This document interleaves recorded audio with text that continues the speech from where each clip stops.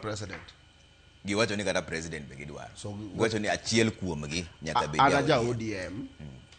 Kendo well ok to yiena wuoye weche mag chama. To ambe an gi sovereign powers na moko manie article 1 manyo ne jopiny omiya mambe kaka nene.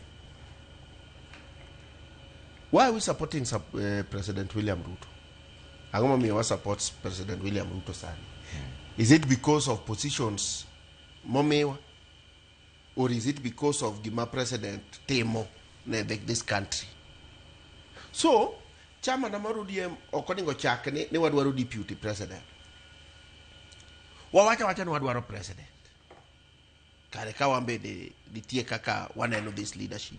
Nikech party mar ODM nigi very competent people. Ing'eyo very well.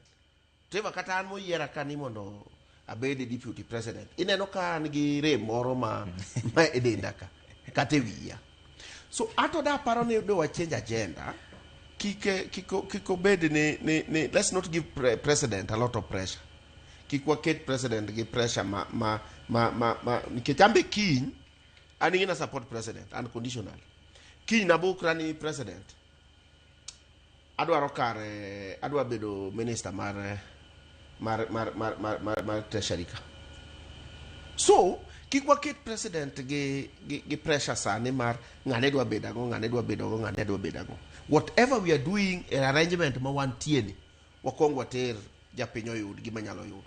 Then now later on gibiro bede ot to wacho ni woyo yawa gini koro walose kanyakla de watimie nango to kwa chaka gi conditions sani ni ingine kata mwatimogi ne okwatie makoro wantie masamore nyalo yudo ka wanda yote stima moro kaka nyocho lema mwalu wakucho nyocha neno ko bolo stima moko kendo podo promise no di bolo. You see what Mheshimiwa Omamba is doing. You see what Honorable Joe Kodhi ginene waneno ng'ato wa kanyo. You see gimatimore kum jowa manyo experts wagi. You are seeing what PS Raymond Omolo is doing to this country. Well, of course, PS Tokoro ne rais ochakogo. Gimora makuro waningwa go ne uwi sani. En gima konyo japiny. Nikech triva sani japiny bende riek. Tok yuto mar jopiny ni emijiwo gi kombe mar arieya kaka ng'ato nyalo penji ne ya nikech kata jomiluongo te ni gin jotend migepe kane pok gidonje telogo no gitim gigo. Ng'ato nyalo penji ng'amoko neno gimoro e ground nyalo penji ni to mano mine tetemo ga ndiko be wachne kok wanyal bedo jadieri gik matendo ere kaka dwabedo jadieri gik.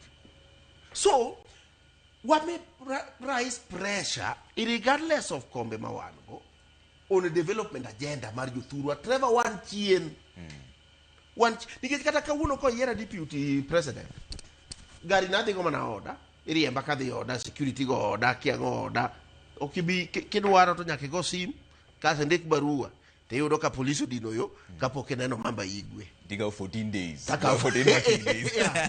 so to japiny so anything mwawacho sani Trevor should first of all benefit japiny. Okay. Sano riek japiny no bro kodi ni okwatem midwaro no to eka ka ogitim. Okay. So kapok wamiyo president pressure ahinya mar wadwarango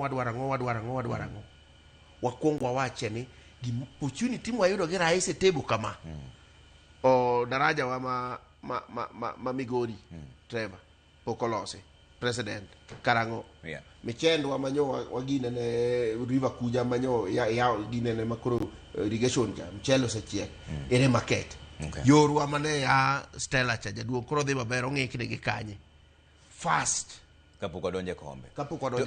Ongati Dr. Ongati wacho ni dwaro jalup jatend piny Kenya ok en emergency to yuto mar jopiny ni ijiwo gi kombe madongo ang'amo no ODM wacho kaka giwache no ni gidwaro komni mondo mi okony jopiny to masawa bende osedhi